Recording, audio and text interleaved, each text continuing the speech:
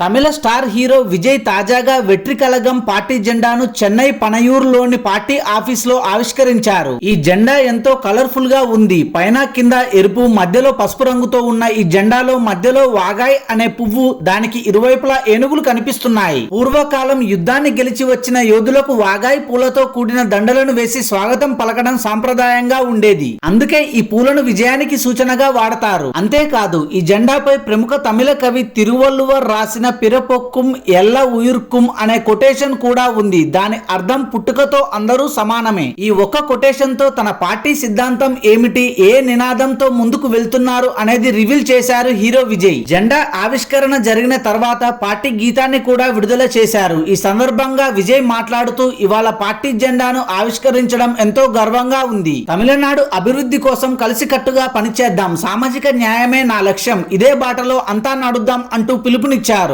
2026 assembly ఎన్నికల్లో ఖచ్చితంగా తమ పార్టీ పోటీ చేస్తుందని విజయ్ చెప్పారు. Thanks for watching this video. For more interesting videos please do subscribe.